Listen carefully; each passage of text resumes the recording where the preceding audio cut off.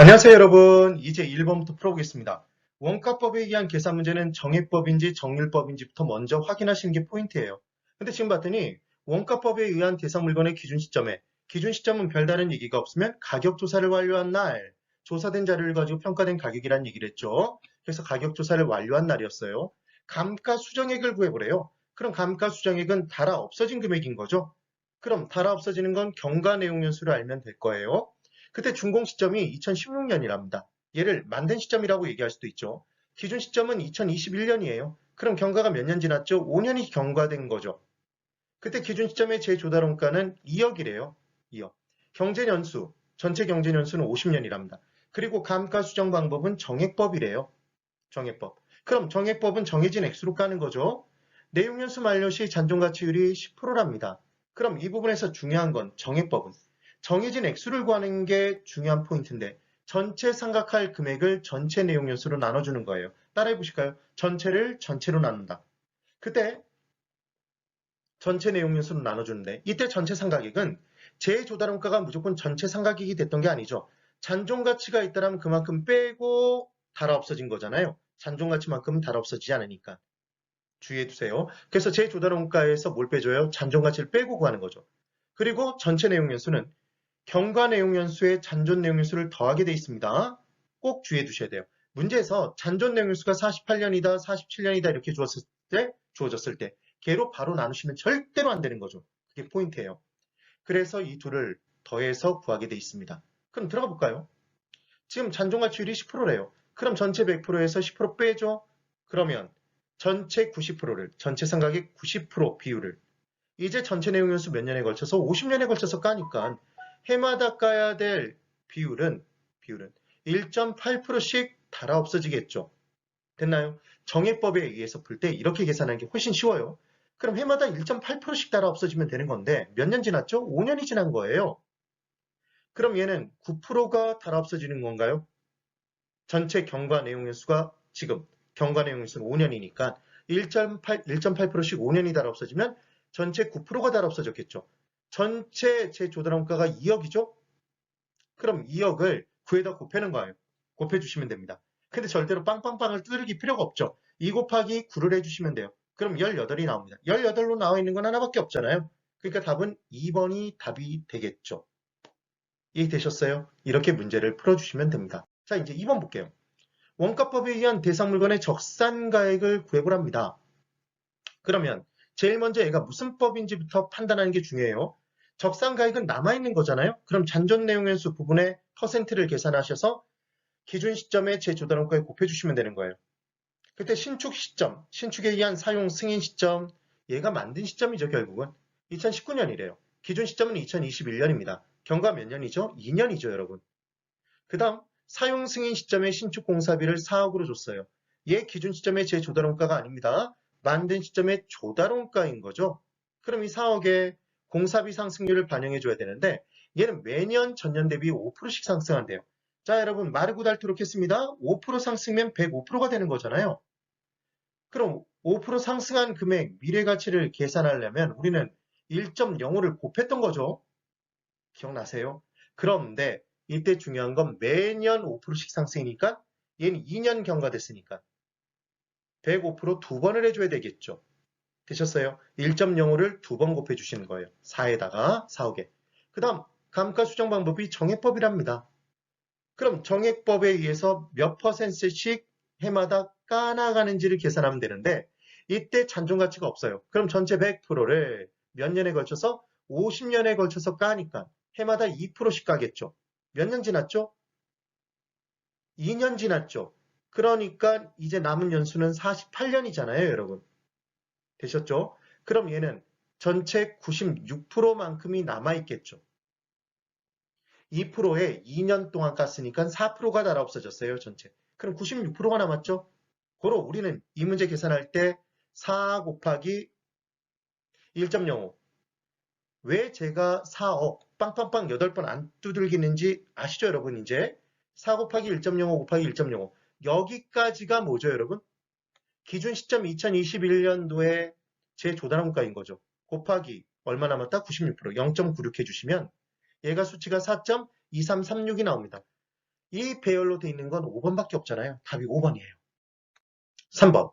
원가법에 의한 대상 물건의 적산가액을 구해보랍니다. 빠르게 들어가 보죠. 신축 시점의 사용 시점 2019년이에요. 기준 시점은 2021년입니다. 4억이에요. 경관 연수는 2년이고. 그래서 지금 만든 시점의 조달원가는 4억인데 신축 공사비는 적정하대요. 공사비 상승률이 있습니다. 근데 지금 아까 지금 2번 문제와 뭐가 다르죠?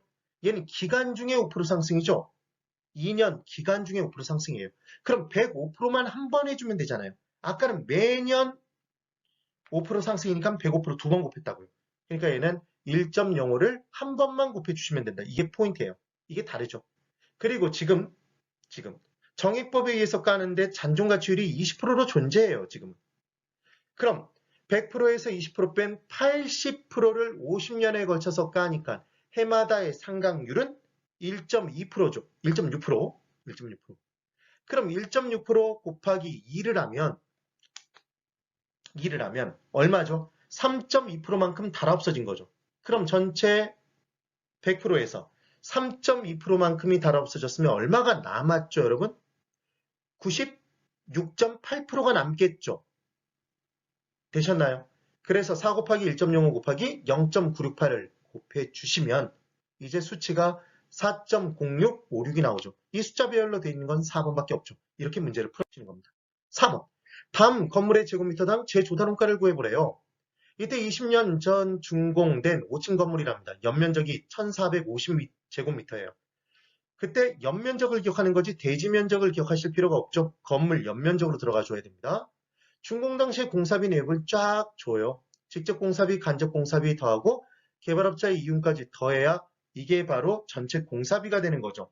조달원가예요. 그래서 이게 4억이네요. 4억. 그런데 이제 중요한 건 4억은 1450제곱미터를 짓는데 들어간 조달원가잖아요.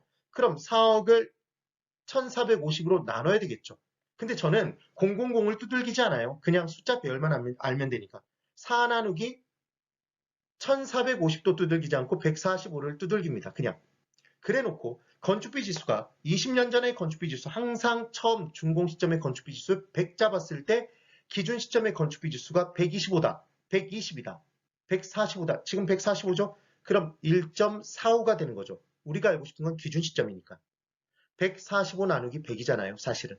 그래서 1.45를 기준 시점의 건축비 지수에다가 점만 딱 찍어주시면 되는 거예요.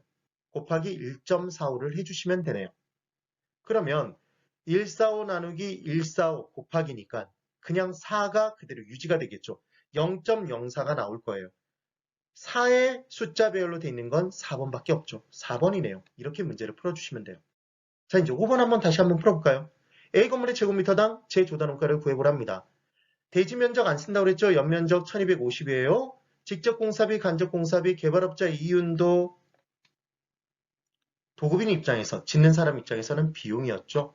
그래서 다 더한 총계 3억 6천만 원이 준공 당시의 공사비가 되겠네요. 그래서 36 어떻게 할 줄 아시죠? 36 나누기 1250 나누기 125를 할 거예요. 그리고 기준 시점 현재 건축비 지수가 135니까 곱하기 1.35를 해주시면 되는 거죠. 그럼 수치가 0.3888이 나옵니다. 답은 1번이겠죠. 되셨어요? 그 다음 6번. 원가법에 의한 공장 건물의 적산가액을 구해보랍니다. 유일하게 나왔던 정률법 계산 문제예요. 신축 공사비가 8천만 원이에요. 준공 시점은 19년, 기준 시점은 21년, 2년 경과됐죠. 건축비 지수가 100 기준으로 125가 됐답니다. 그럼 우리는 8천에 1.25를 먼저 곱하면 기준 시점의 재조달원가를 먼저 구해 놓을 수 있죠. 얘가 1이네요. 봤더니 얘는 정률법에 의한데요. 그럼 정률법에 의해서 까나갈 때 중요한 건 연습해 볼까요?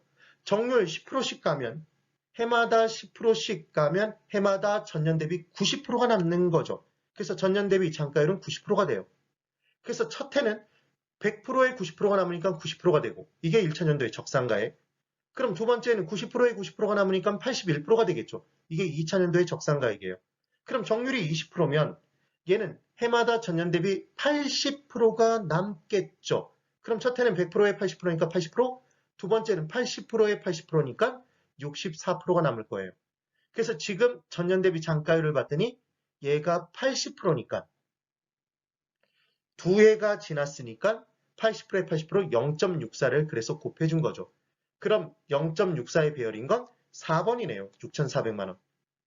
되셨을까요? 이렇게 문제를 풀어주시면 됩니다. 네, 바람과 같은 스피드로 이와 같이 풀어주시는 거예요. 네, 오늘 여기까지입니다. 대단히 수고 많으셨습니다.